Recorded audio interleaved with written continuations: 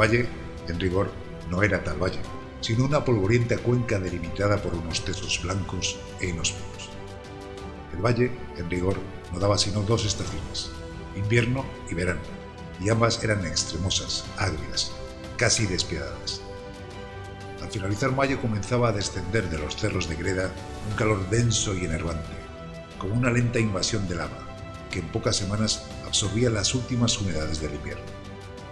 El lecho de la cuenca, entonces, comenzaba a cuartearse por falta de agua, y el río se encogía sobre sí mismo, y su caudal pasaba en pocos días de una opacidad lora y espesa a una verdosidad de botella casi transparente.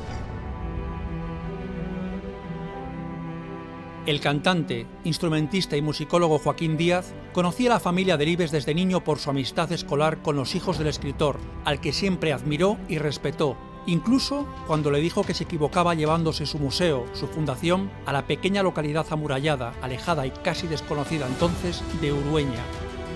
Hoy, en La Huella de Delibes, charlamos con este estudioso de las tradiciones orales y de la música de estas tierras, que, por cierto, también escuchó cantar al propio escritor. Joaquín, gracias por recibirnos aquí. Un placer. Tú conociste a Miguel Delibes, a su familia, a sus hijos, ya en el colegio, ¿no? Casi antes del colegio, porque recuerdo, a los 4 años yo entré en el colegio, pero antes incluso mi madre ya conocía a la mujer de Miguel, Angelines, y mi padre ya conocía a Miguel porque iba a por la licencia de caza al distrito forestal, que era donde trabajaba mi padre. Pero básicamente empecé en el colegio, donde siempre Miguel era una referencia como escritor, incluso como antiguo alumno, porque había estudiado en el Colegio de Lourdes, y allí es donde entré yo. Es decir, y finalmente, no sé si en quinto o sexto de bachiller, estudié con Miguel hijo, con lo cual pues se afianzó, digamos, esa amistad. He leído que Angelines en aquellos momentos, bueno, pues la mujer de Miguel Delibes, os parecía muy simpática, ¿no? Que era muy divertida. ¿Por qué?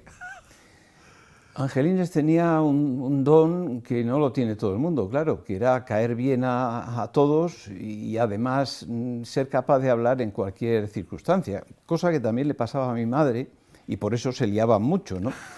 Y mi madre decía, nos hemos encontrado con Angelines y con Miguel. Dice, bueno, Miguel ha saludado así, dice, pero luego se quedaba mirando al infinito y tal. Dice, en cambio, Angelines y yo rajábamos, pero vamos, que... Y es verdad, porque mi madre, la única manera que había de marearla era que otra persona hablara más que ella. Es la única manera. Pero bueno, Angelines era un encanto, vamos. Qué bueno.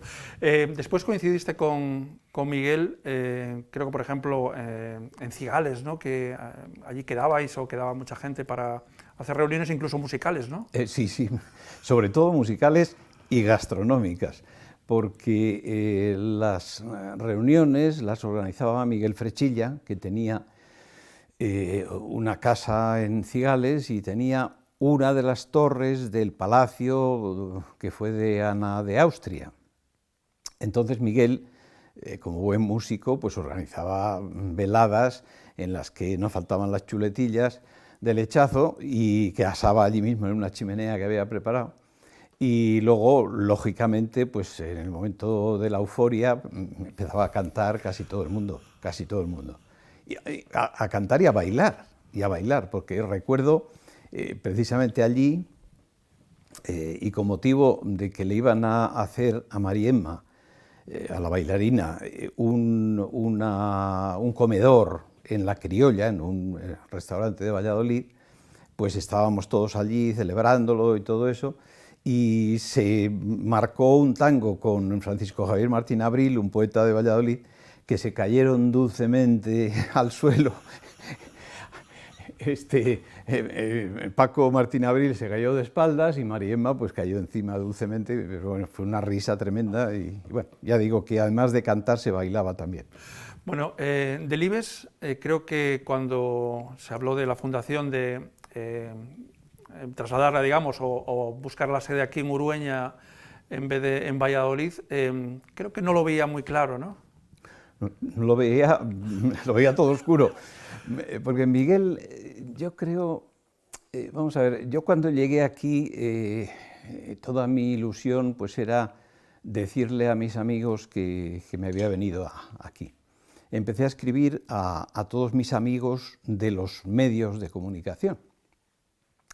Escribí a Jesús Torbado, escribí a José María Íñigo, escribí a un montón de gente que, bueno, me fueron contestando, pues mira, te has ido ahí, pues que lo pases bien, pues que no te aburras, que no sé qué, que no sé cuál. Y me llegó la contestación de Miguel, que, claro, Miguel era una persona como muy responsable y muy cuidadoso de las relaciones. Y aunque él escribía mucho sobre el medio rural y sobre la gente del campo, yo creo que le tenía un poco de miedo a poder vivir en un sitio en el que estabas como mucho más cerca de la gente que en una ciudad, donde podías pasear casi sin tener relación con nadie. Entonces, yo recuerdo haberle oído muchas veces hablar de la hurañía. La hurañía era, no sé si era un concepto que se había inventado él, pero era ese cuidado, ese respeto con el cual se defendía uno de las acometidas del prójimo, ¿no? Y entonces él decía, es que en un pueblo vives demasiado cerca de la gente y demasiado... Entonces no me recomendaba, me dice, has hecho una locura porque te has ido de Valladolid, donde estabas muy bien instalado y tal. Pero al cabo de unos años, pues vino un día a comer. Y en esa comida pues me dijo, siento decirte, pero me alegro, por otro lado, que no tenía razón y que tenías tu razón, que esto está muy bien, esto es un milagro, esto, en fin. Qué bueno. Con lo cual me dejó muy tranquilo. Desde luego. Era aquella idea de pueblo pequeño, infierno grande, a lo mejor, ¿no? Sí. Que era una frase muy recurrente en, sí, en aquella época. Sí. Creo que además, por ejemplo, bueno, Miguel fue siempre un recopilador de palabras en peligro de extinción, casi podemos decir. Y tú has sido un recopilador también de instrumentos en peligro de extinción, bueno, desde la zanfoña hasta cualquiera de este tipo. Y creo que él, Miguel Delibes, incluía algunos de estos instrumentos de los que tú le enseñabas en sus libros, ¿no? Como para que tampoco se perdiera su nombre. Sí, yo no recuerdo en qué libro fue, pero llegó un caso que tenía que hablar de Valladolid o de Castilla y León, y entonces me llamaba casi todos los días. Oye, este instrumento que estoy describiendo, vamos a ver, ¿cómo es? ¿Cómo suena? ¿Qué tal? Y efectivamente, pues eso apareció después en una parte de ese libro, ¿no?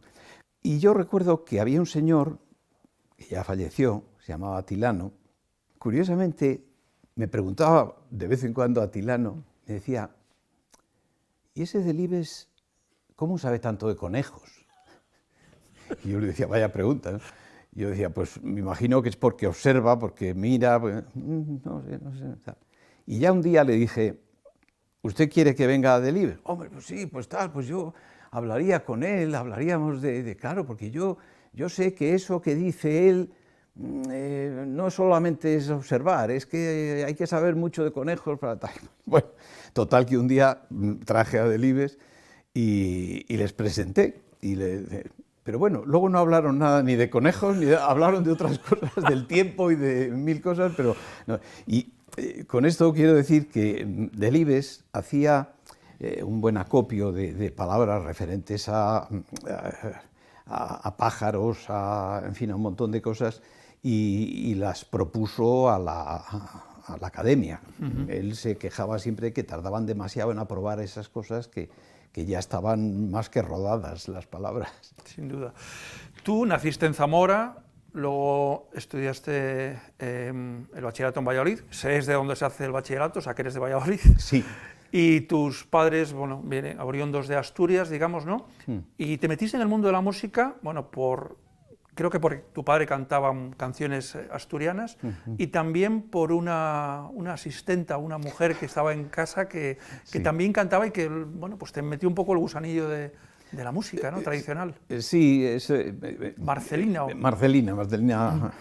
Marcelina Pérez Mi padre trabajaba, he dicho, en el distrito forestal, primero el de Zamora y luego el de Valladolid. Y entonces tenía mucha relación con los guardas forestales. Y entonces esos guardas forestales decían, pues, si puede colocar a mi hija y tal. Bueno, entonces cada hermano fue teniendo una asistenta distinta que se ocupaba de nosotros. Y a mí me tocó Marcelina, que era de Padornelo, y que sabía cantar. Bueno, de hecho volví al cabo de muchos años y recogí canciones de Marcelina, porque sabía muchos romances, sabía muchas canciones, y yo supongo que entre la radio que se oía en Zamora, donde por cierto estaba Gila de locutor, y entre esa radio y la radio de Marcelina personal, yo creo que me fui acostumbrando a cantar e incluso a hacer...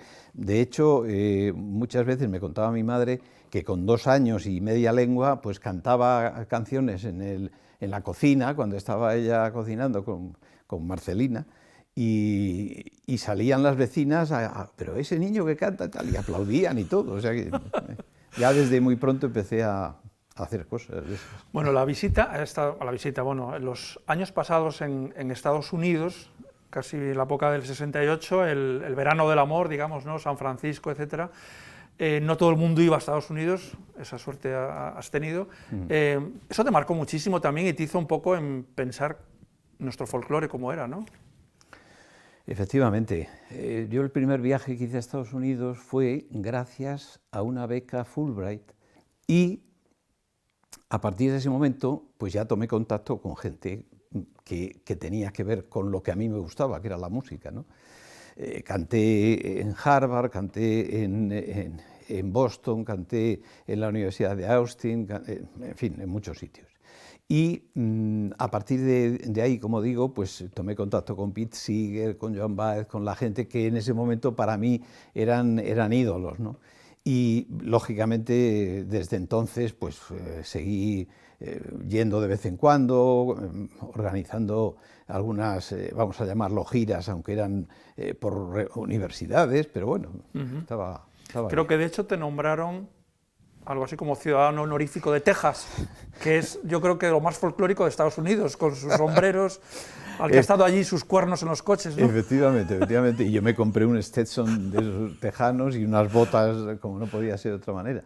Y además, eso fue porque uno de los diplomáticos que fueron con nosotros era muy amigo del gobernador de Texas, que era John Connolly, que fue uno de los que iban en el coche cuando matan a Kennedy. Toma ya. Claro. Es más, Connolly nos entregó la placa, no recuerdo si es del 73, yo creo que sí, que estaba todavía con un brazo en cabestrillo o algo así, que le había dado en los muchos acercamientos al folclore americano, pues hubo una recomendación de Pete Seeger que me vino muy bien, porque en una de las veces que yo le estaba cantando una canción, lo haces muy bien, pero ¿por qué no cantas canciones españolas? Porque a mí me gustaría aprender y tal y cual. De hecho, en una carta me había preguntado si conocía una canción de Violeta Parra que se llamaba Me gustan los estudiantes. Y yo veía que tenía mucho interés en recopilar cosas hispanas porque le interesaba por muchas razones. Y entonces fue cuando me di cuenta de que a lo mejor pues convenía dedicarse más al folclore español que al americano, que había siempre gente que lo hacía mucho mejor. Que ahí empezó tu gran labor de recopilación, de ir a los pueblos, de investigar, de buscar las canciones sefardíes, de 20.000 cosas. Luego tus actuaciones, creo que eras la antítesis de un cantante tipo, de estos de los que salen, reciben el aplauso y empiezan a cantar. Tú eras al revés, tú llegabas allí y esperabas que fuera llegando al público, o sea, es como muy diferente, ¿no? Sí, bueno, en eso yo siempre tuve la sensación de que... ¿Y no te gustaba cantar?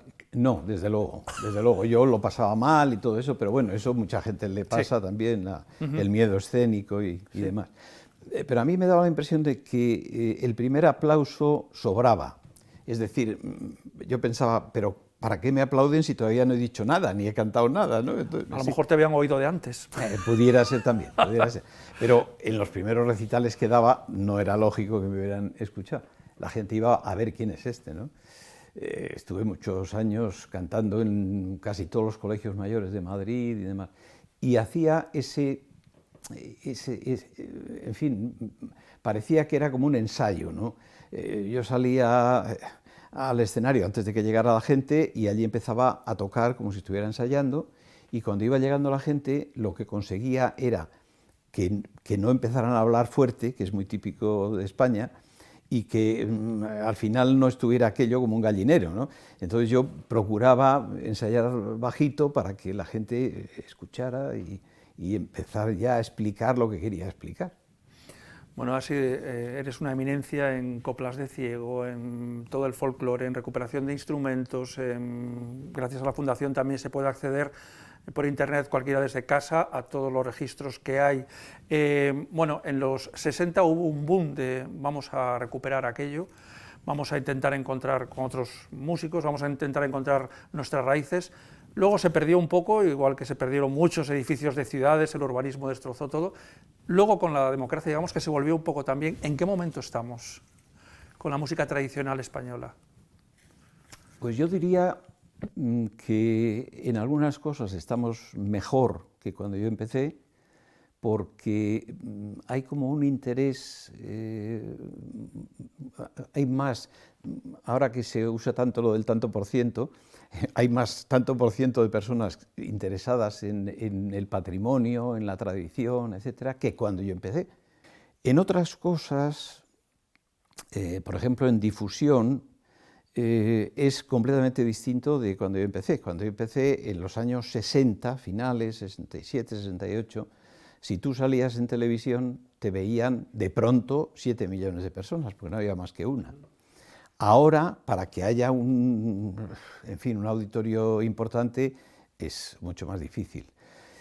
En eso yo creo que hemos perdido, porque claro, para salir en un programa de gran audiencia y demás, pues tienes que hacer maravillas y dar 3 volatines, ¿no? Por lo menos. En otras cosas, por ejemplo, en recopilación, pues cuando yo empecé era más fácil. Era más fácil ir a los pueblos, hablar con la gente. Ahora hay como más reserva, aunque si ya tienes una cierta relación con la persona a la que vas a entrevistar, pues al final consigues sacar de su memoria, pero las memorias también se van debilitando. La música, por ejemplo, en estos momentos tiene otras utilidades, yo que sé, rellenar silencios en los restaurantes para que la gente no esté incómoda, hacer que la gente compre más en los grandes almacenes o tiendas de ropa, por ejemplo, a todo volumen, en los semáforos a tronar con el reggaetón. ¿Hacia dónde vamos en la música popular, digamos?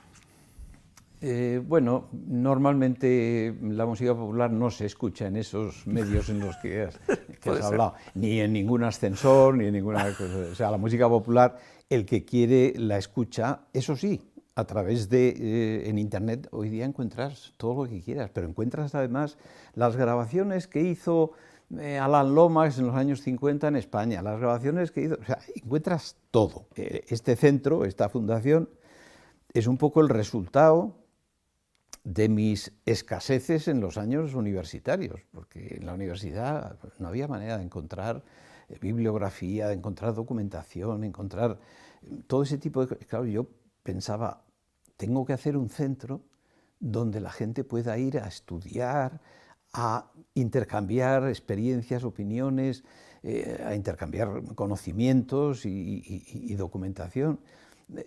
Eso hace, cuando yo empecé, desde luego era imposible pensarlo, pero al cabo del tiempo, pues como decía Miguel Delibes, gracias a una serie de circunstancias, principalmente a un apoyo decidido de la Diputación de Valladolid, que es la que prestó esta casa, que yo luego he llenado de cosas, pero la casa hubo que restaurarla. Yo me vine el año 1988 aquí, y estaba prácticamente, yo decía, pero está como para entrar a... Pero estuve año y medio de obras, ¿no? Y claro, esta casa en este momento es el contenedor de todo eso que a mí me apetecía ofrecer a quien quisiera usarlo. Por eso nuestro interés en tener una buena página web que pueda ser consultada desde cualquier punto del planeta. De esto quería hablar también. ¿Puede ser que este acceso a Internet, no solamente de esto, sino en general el teletrabajo, etcétera, pueda servir para evitar la despoblación o para atraer a nueva gente a los pueblos en España? Si hay una buena cobertura, claro, por ejemplo. Yo creo que está por venir. Es decir, de momento la cobertura no es buena, pero nos arreglamos. Pero puede haber un futuro por ahí, ¿no? Sí, yo estoy seguro, Si hubiera una buena cobertura, hubiera posibilidades de que apenas haya diferencia entre el que está trabajando en Madrid y el que está trabajando en Urueña, pues estoy absolutamente seguro de que algunas personas vendrían a vivir y vendrían a... De todas maneras, lo he dicho bastantes veces últimamente, me preocupa más la España llena que la España vaciada, ¿no? ¿Por qué? Porque el que vive aquí vive porque quiere vivir y ha decidido, mejor o peor, pues pasar su existencia aquí. El que vive en Madrid a lo mejor vive casi una generación entera porque le dijeron que eso era estupendo y que era... Claro, luego porque ha tenido necesidad, porque en el sitio donde vivía no había posibilidades. Entonces, todas esas personas que a las 3 de la tarde se juntan en el metro y que estoy seguro de que tienen muchas más ganas de marcharse de Madrid que los que viven aquí, que están encantados, estamos encantados de vivir en un pueblo pequeño. Creo que decía Eugenio d'Ors que todo lo que no es tradición es plagio. ¿Estamos en un gran momento de plagio o no sabemos mirar la tradición, que es tan importante, para crear? No lo sé. Bueno, también otro gran personaje, Menéndez Pidal, decía que las sociedades suelen tener dos periodos que no siempre coincidían, que era el periodo aédico y el rapsódico. En el aédico se componían, se creaban, era más imaginativo, y el rapsódico era para repetir lo que se había creado antes, ¿no? Estamos a lo mejor en un momento en el que repetimos. Hay poca creación, o si la hay, todavía no ha salido o no se ha colocado en ese estadio en el que una canción se convertía en popular y luego en tradicional, y lo recordaban pues varias generaciones, de manera que yo diría que es un periodo poco creativo, pero va a más, va a mejor. ¿Crees que la sociedad en general va mejor? No, ahí no. Yo creo que hemos hecho tonterías en los últimos años, casi todas las que podíamos haber hecho, y alguna más. Y es más, yo alguna vez he dicho que los que empezamos en el 68 en serio, como fue mi caso, el primer disco lo hice en mayo del 68, pues nos consideramos fracasados, porque la sociedad no ha ido hacia donde pensábamos que podía ir, para mejorar en muchas cuestiones, en muchos aspectos sociales, culturales, en fin, aunque tenemos la ilusión de que siempre que estamos haciendo algo, parece que ese algo es mundial y, en fin, es mucho mejor que cualquier cosa de la que se hizo en el pasado, pero me temo que no. Fundaciones como esta pueden servir para reconocer ese pasado, para poder estudiarlo y para saber cómo afrontar el presente y el futuro. Yo creo que sí. La idea nuestra es que sea un repositorio en el cual quepa de todo para que la gente pueda seleccionar, estudiar, trabajar, opinar, y es una fundación abierta absolutamente a todo el que quiera trabajar o ayudar en el mundo de la tradición. ¿A la gente joven le interesa?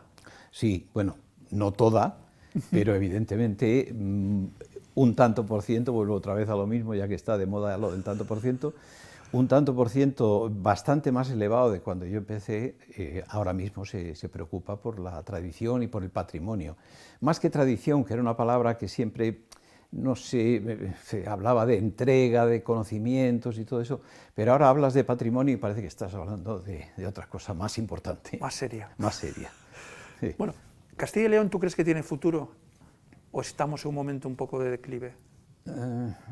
Pues, depende del futuro para qué y según quién, ¿no? Yo creo que en general toda esta mano que ha movido, yo recuerdo esas bolitas de cristal donde había un pueblecito y cuando lo movías pues nevaba, ¿no? Bueno, pues ha habido una mano que ha movido el universo y nos ha trastornado a todos, ¿no? Supongo que se va a calmar, a lo mejor incluso esta pandemia ha dado tiempo a mucha gente a pensar y ver lo que es imprescindible y lo que no. Confío en que la sociedad vaya mejor o intentemos mejorarla, pero Castilla y León, pues hombre, todo dependerá también de los políticos, de los ciudadanos y de la gente que vive en los pueblos, que no nos podemos olvidar de ellos. Sin duda. Hemos comenzado hablando de que Miguel Delibes le gustaba cantar. Yo no sé si recuerdas alguna de las canciones o de las letras que cantaba Miguel, para terminar. Sí, bueno, yo recuerdo una porque hablamos muchísimo de ella, que era Rosina Encarnada, que era un romance de la guerra de África, con un final espantoso, asesinatos y todo eso. Y era el romance ya venimos de la guerra de África porque todo lo trae la pasión, ya venimos de la guerra de África porque todo lo trae el amor. De ese romance hemos hablado muchísimo, pero hay una canción que a mí siempre me recuerda a Miguel, que solía cantar en esas reuniones. De pronto se levantaba como si fuera a decir algo importantísimo y decía, un momento, y empezaba a cantar la canción que él recordaba de niño, que era es tanta la violencia, además con la voz esa que tenía un poco cavernosa, que lleva el ferrocarril, y era sobre el ferrocarril que recorría de Molledo a Portolín, que lo podía hacer en 10 minutos y lo hacía en hora y media, claro. Y eso, la canción lo recogía y Miguel lo recordaba como si fuera, aunque él seguramente lo hacía en bicicleta. Qué bueno. ¿Y podías cantar un poco más? No. Ah, vale, vale. Muchas gracias. Pues nada, muchísimas gracias, Joaquín. Ha sido un absoluto placer. Gracias.